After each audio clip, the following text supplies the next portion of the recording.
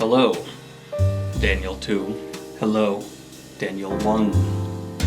And hello, audience. Years and years ago, back when I was still but a naive lad in college, I released a series review for one of my favorite science fiction series of all time, the BOBIVERSE, a series I would still probably put in my top 20 and once put in my top 10. But today, to celebrate the newest BOBIVERSE book releasing, I am going to be doing a spoiler-free review of the entire series again, because, well, let's just say the style's changed a lot here on the channel, and I'd like to think I've gotten a bit better at my job, and BOBIVERSE deserves better. That being said, though, this is probably going to be my most critical sounding series review to date, but no, I'm criticizing out of love. BOBIVERSE is absolutely still one of my all-time favorites. I'm just seeing some tears in the solar sails that I'd like to discuss in my completely subjective and totally valid to criticize fan opinion. I say that while absolutely acknowledging that the BOBIVERSE is great. I just believe it even has the potential to be an all-time classic. And I've managed to write a video here that I believe gets into the nuances while remaining spoiler-free, so that those who have not necessarily gone through the BOBIVERSE experience yet can still tuck in and enjoy. That being said, though, if you're one of those people, what exactly is the BOBIVERSE? BOBIVERSE. I always want to call it just BOBIVERSE.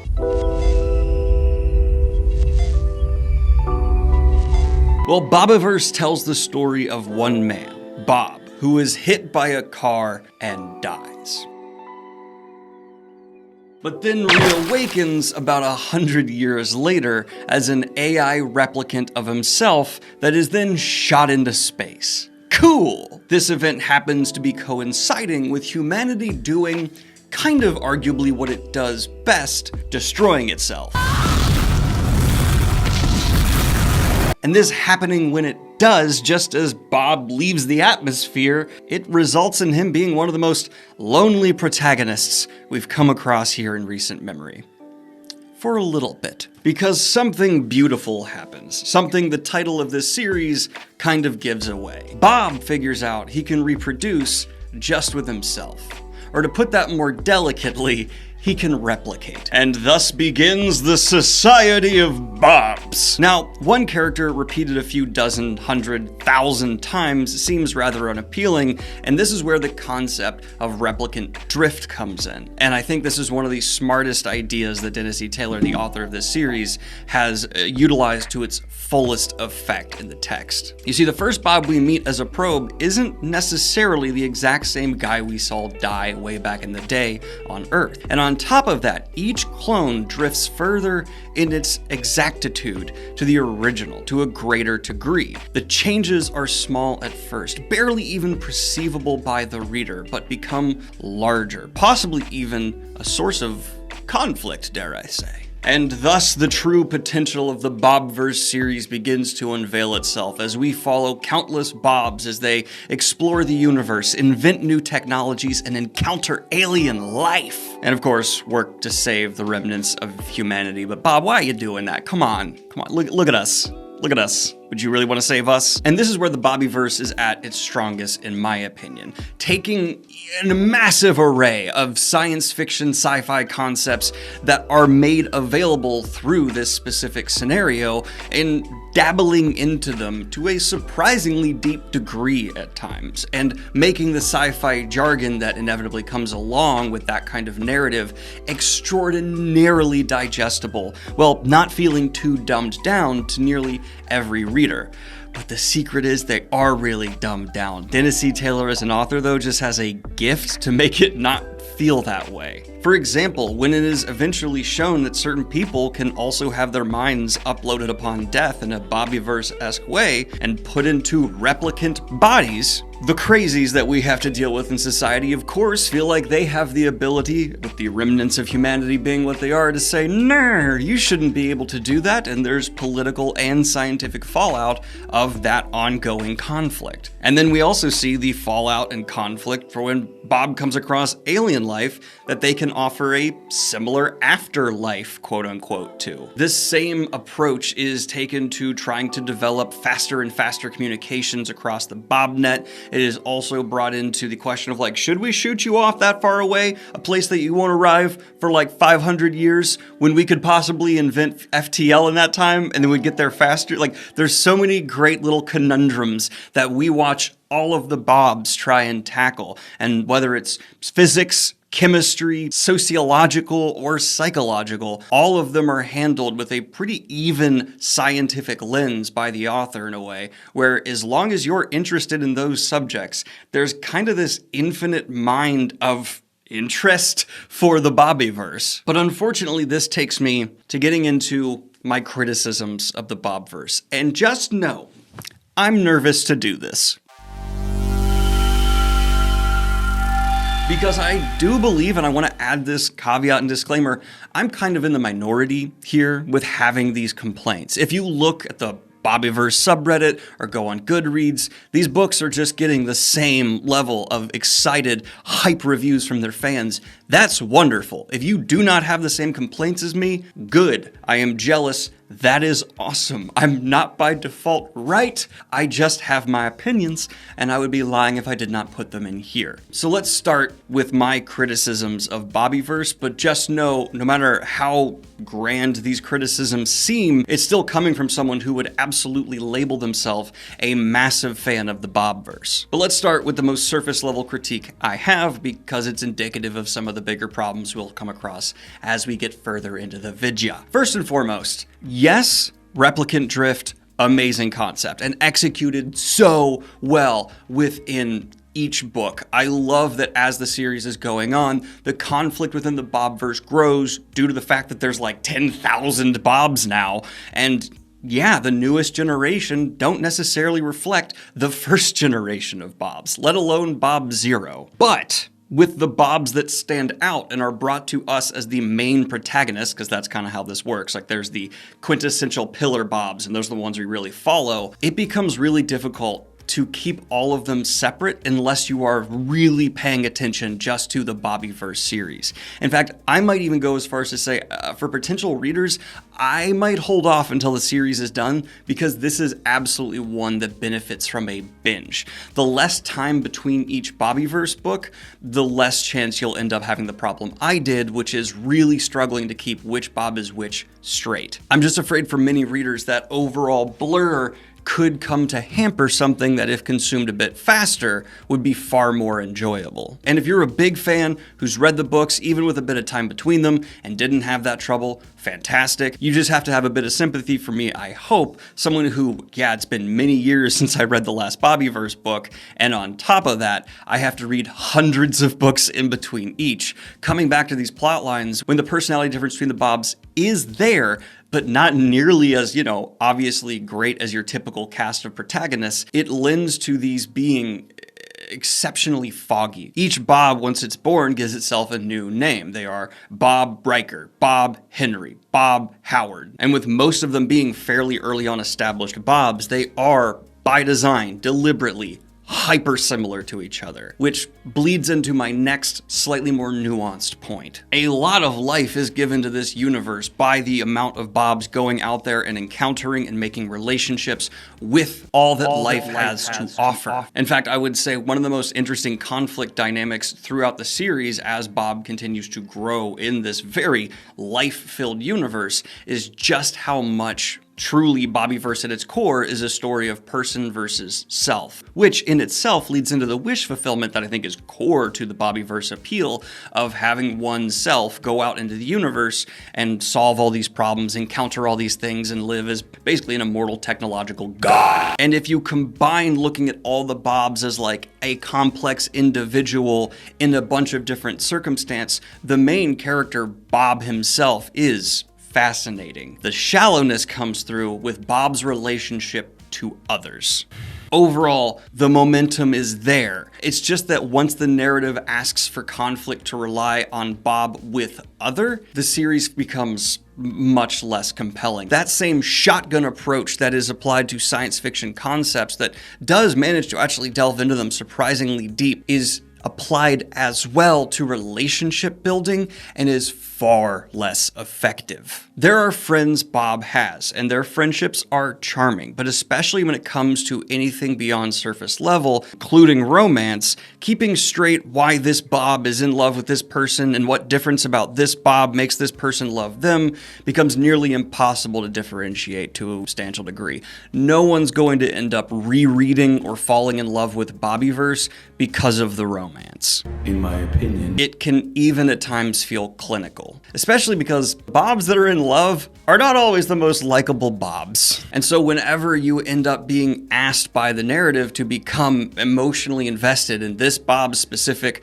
relationship with this mortal, which already brings in some strange questions that you know inevitably he's going to try and make immortal, the thrust of the narrative heavily dragged down. In my opinion. Specifically, getting as most into spoilers as I'm going to, there is a romantic interest for one specific Bob that is brought into the BobNet existence, and them and this individual begin inhabiting bodies that they are able to deploy into the world, which is another fascinating angle to the Bobverse we will get into, the conflict of replicants. But whenever this Bob and this significant other do go venturing out together, not only do they clash against a lot of what seem to be important rules for the Bobverse overall, but their chemistry, the jokes between them, every bit that is asked for me to actually like them as a couple feels shallow, at times forced, and unjustified. And it seems like Dennis E. Taylor is like, oh, I'll make this memorable scene for this too. Like, oh, they're in replicants that can fly, so they have sex in the air. Isn't that fascinating?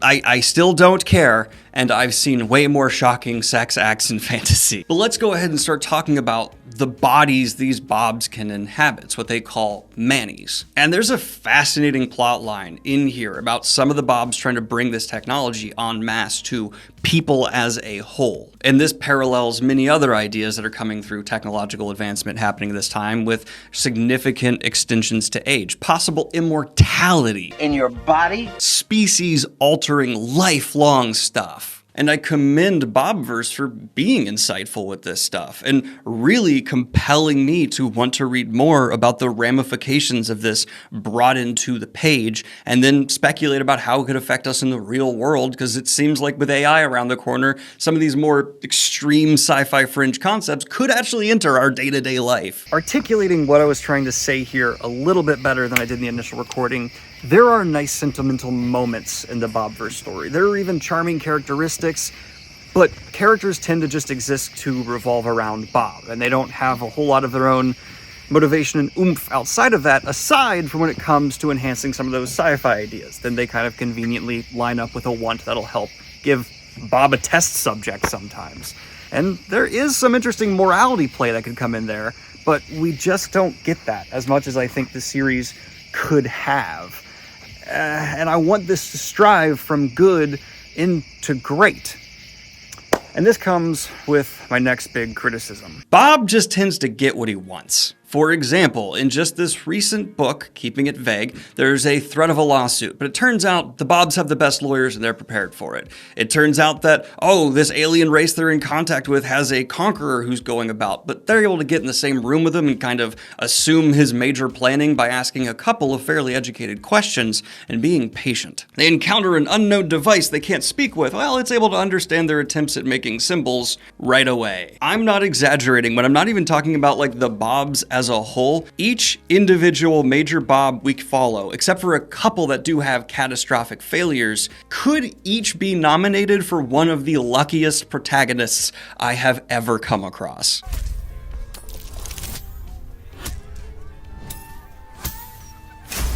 And if Bob was like supremely intelligent, this wouldn't bother me as much, but you're probably already thinking of one specific science fiction concept that, yes, Bob does talk about early on, prime directive.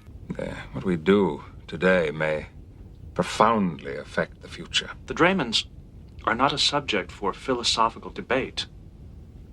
They are a people. So we make an exception in the deaths of millions. Yes. And is it the same situation if it's an epidemic and not a geological calamity? Absolutely. If generations of conflict is killing millions, do we interfere?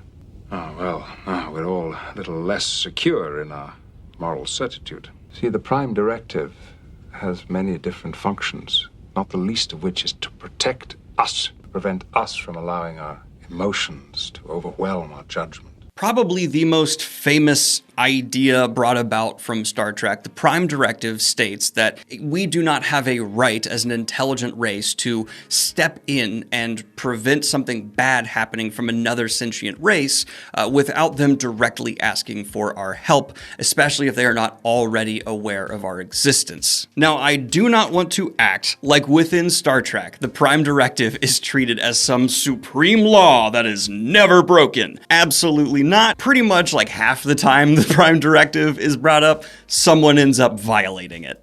But in the best episodes of Star Trek, very deliberately, whenever the Prime Directive is implemented, either it's not gone against, it is gone against, and there are harsh repercussions, or the route to getting to justifying working around the Prime Directive requires an incredible amount of really clever thought and nuance. Bob doesn't need any of that. In fact, it's mentioned. They talk about how it's maybe a good idea to follow that Prime Directive, and then ignored, forgotten about, and Bob does whatever the hell he wants. And the ramifications of that can be bad, but not really as bad as you feel like they should be at times. Bob implements weapons of mass destruction on certain things. Bob attacks other individuals, revealing what he is and how powerful he is, who are not aware of this level of sentient race. And in this most recent book, kind of executes something that could end up affecting the religion of an entire people, because he's shown to be able to come back from the dead and disappear into space in something that can change into camouflage. And he's like, yeah, that was the right call. I handled that perfect. What? He's not hyper logical. He's not supremely smart. There's even an ability where he can frame jack and have so much time to think through stuff, like kind of like a Speed Force thing where he's able to just crank it and think. But he won't do that a lot of the time, and instead just is like, yeah, I don't know, I could punch a guy in the face and solve this. Dude. And this, in my opinion, in my read of the book, at some points clashes with the interesting development that is happening with the Bobs as a whole, where it seems many of them are kind of moving further and further away from being truly human. They are willing to override loved ones when it comes to what to be done with someone's dead body because of something that's said in the will, which, yeah, there's a lot of debate about what's right and wrong there, but Bob's, in my read of the series, showing a bit less and less empathy at times for mortals and things that are more based in faith rather than just science and logic, which lines up with some of the conflicts he's had. In fact, I think Dennis E. Taylor sometimes makes the annoying atheist angle a bit too overt in the text. I think Bob is kind of annoying at times, but that's just his character, and I can appreciate it at points as well. And it's only some of their characters, not all of them. See how it gets confusing? And a pretty substantial wish I had for this series that I feel like isn't being delivered on as much as it's kind of promised with a lot of the observations we get from the scientific mind that is behind this. Alien life, while there are extreme culture differences and extreme biological differences, either comes across as kind of stupid and easy for Bob to manipulate, or it comes across as disappointingly human at times. Some of my favorite Star Trek episodes, to draw an easy comparison because BOBIVERSE likes to reference Star Trek a lot, are about the just different ways of thinking between a human race and something else, where, you know, maybe they don't see this path out of the conflict because it just goes against the way they are wired, and vice versa. Humanity is just unable to think the way that these are. Usually, if that's even attempted, this just supersedes that. And that can be lackluster when there's more potential, I feel like, in the gravitas of storytelling of a space epic that could be reached even further, even higher. Which takes me back specifically to that example I talked about where he's able to just get to an inner circle because he's just asking the right questions with his partner, and they demonstrate some stuff that makes them feel like they're like oracles. They're kind of like beyond.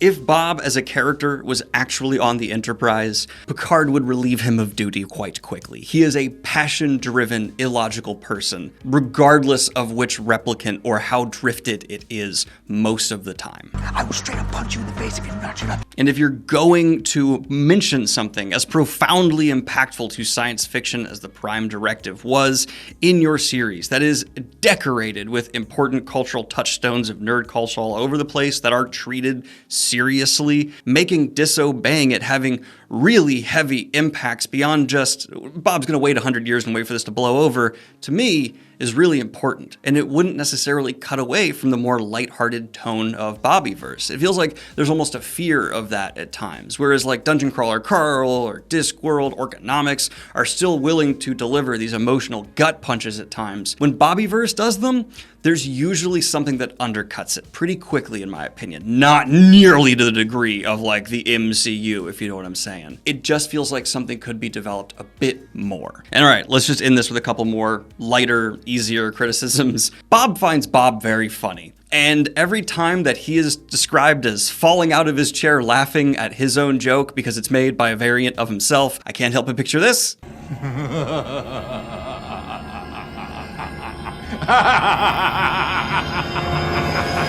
Wait, I was going to ask you are number 119,101 in the queue. Please hold. Oh, fuck!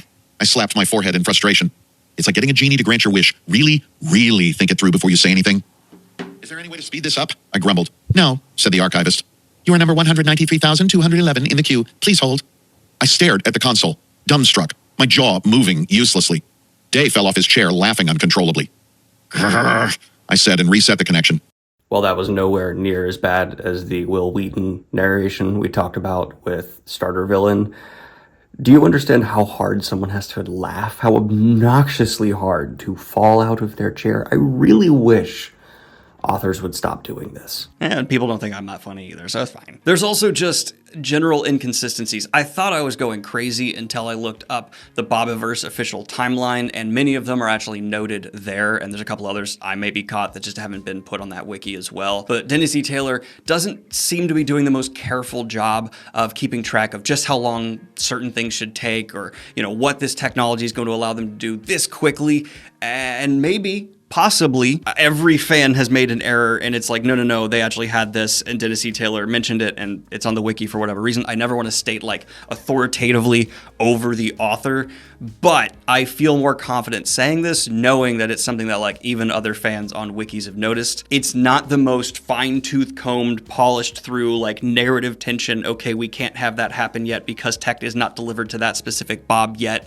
type. And if that's going to drive you nuts, just be aware that that is something that's here. But nearly everything I said aside from that, though, is subjective opinion. And I want to end my criticism section by like heavily leaning into that. I am speaking from very subjective, tonal, character criticisms instead of what like you might see me do in other very negative reviews like Dark Matter or something, where I'm speaking more authoritatively like through and through, like, that was stupid. There's very little in BOBIVERSE that I would say is, like, dumb. And in fact, I would say a lot of the inconsistent or frustrating parts of Bob's character that I mentioned, through even a slightly different lens, could just be seen as an AI that's still managing to maintain the fallacies of being based in a human, which is something that Bob reiterates through the text again and again. And I think many people in the comment section who didn't make it this far in the video are going to be trying to point this out exactly. I acknowledge that that's there. It's just I don't feel like it's the most consistent layered in for each Bob struggle, and instead it just feels like the author is like, well, he's more robotic this time,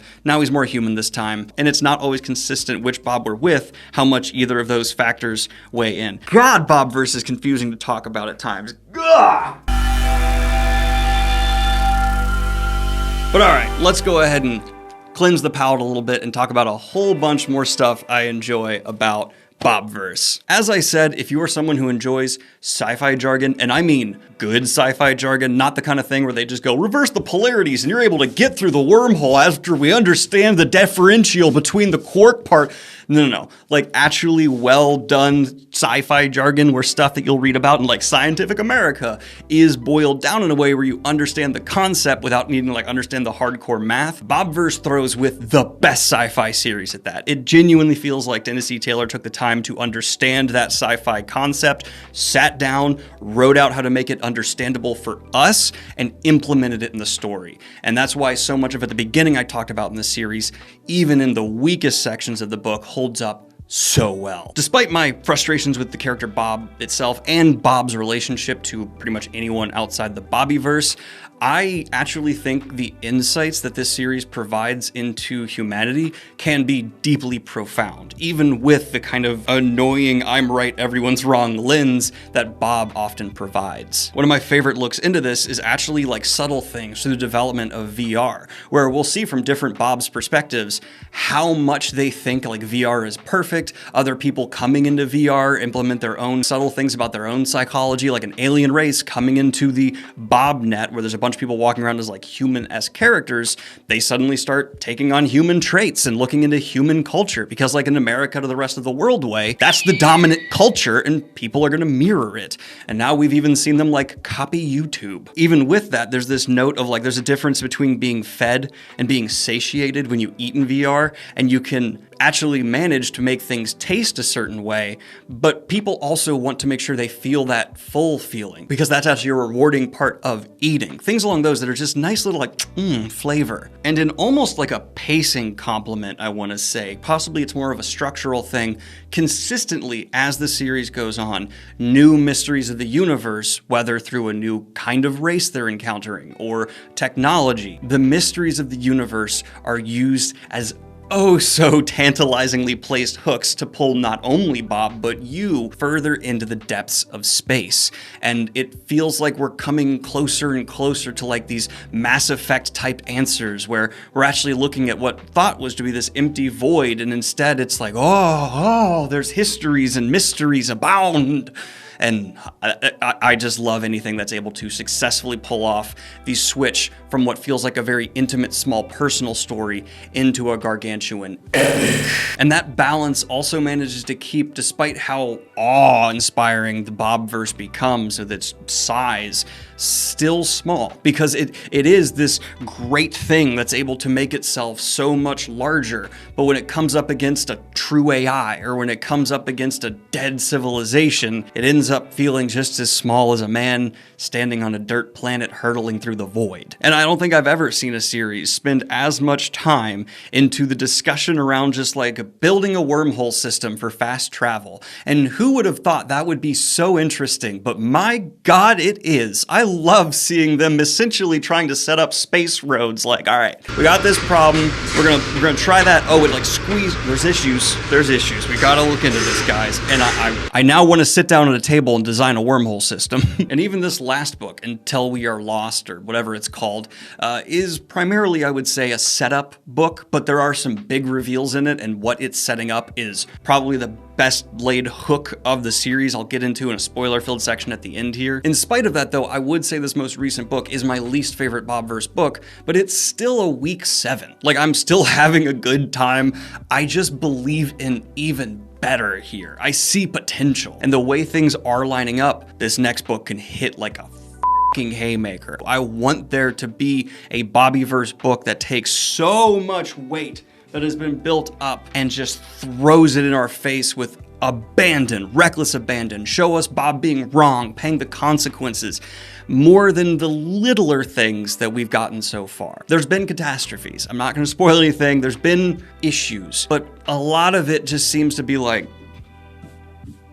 that was me sweeping it under the rug under a mouse pad. I think that got across okay. All right, before we get into the spoilers though, I'm just gonna give you a little bit of time here. If you don't want spoilers, leave now. I think the next couple of books need to start being like parallel books because there's so much time distillation happening with Bob's and different like modes and doing different adventures that it almost seems like at a certain point, there needs to be like the next 2 books are gonna be happening simultaneously just for the number of characters that are off doing stuff happening at the same time, but at like different speeds even. Wild. All right, if you don't want spoilers, spoilers. You should be gone by now. 3, 2, 1. The end of this book. Holy crap. Okay, so there was a whole like Mass Effectian type federation here. They discovered the galaxy's going to be kaput, downloaded their consciousness computers and left, and now we all only have like 100,000 years to do the same. And Faith, the people who are just so against even replicants, are gonna have to be convinced that no, God doesn't want you to die or whatever their argument's gonna be, and you need to be okay with downloading into a Bob-like situation despite how much you hate us. I fucking love that. Are you kidding me? That's amazing. And I'm really excited that hopefully this is not like a universally known angle and instead is something that as a Virginian, I have a little bit extra insight in. Dennis E. Taylor perfectly used the name Roanoke, and he calls this Federation's like last whatever that's all abandoned Roanoke, right? Because the obvious like mystery of what happened to the Roanoke colony, and it's like this ghost story, right? And the Bobs are trying to figure out what happened, just like Roanoke, except the real answer of what happened at Roanoke, it's basically known what happened. For those of you who aren't aware, there's the mystery of like, it's a ghost town, they were eaten, cannibalized.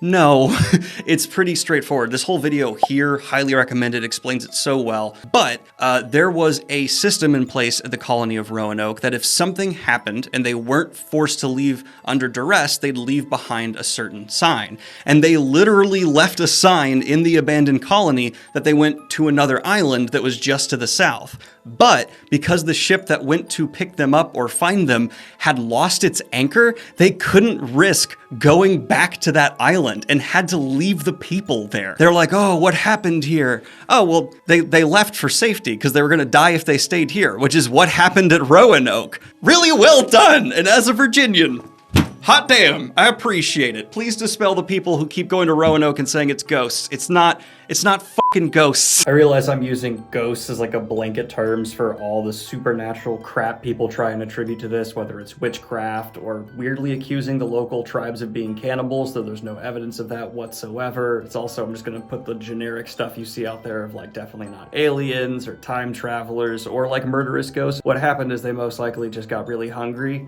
and then moved down to the island that they literally scrawled the name of on a tree that no one went and checked out to see if they were there after the fact. That seems pretty goddamn likely to me. Also, fun fact, despite the namesake for Roanoke today being in Virginia, the location of where the original colony is would actually be today in North Carolina. So it's kind of like a shared history. It's neat. All the mysteries of where people lost or ended up. I'm gonna spoil this for you. The answer in all of history has never been ghosts. And instead, it's Federation's leaving because our galaxy's gonna die. So yeah, I love this plot beat. I think it's so cool that 2,100 years ago, I think it said in the book, that this alien federation had to dip before we were putting out radio signals so they didn't find us. I don't think it was malicious. And now we, with a shorter time scale than this super advanced people had, need to get out before our galaxy's destroyed by another galaxy slamming into it. That's so amazingly cool. I just really appreciated that because it feels like it was the proper usage of calling something Roanoke. And actually, because I knew what happened at Roanoke, I called it. I was like, oh, he's calling it Roanoke because the real story of Roanoke is they just left because they could not stay there. And that'll be the answer here. And it was. Hat off to you. I appreciate you. Thank you so much. This has just been my new series review of BOBIVERSE. Thank you all so much for tuning in to my ramblings. And I hope you enjoyed. Like and subscribe if you have not already. Hit the Patreon if you want to support what I do here. And have a good one, y'all. Peace.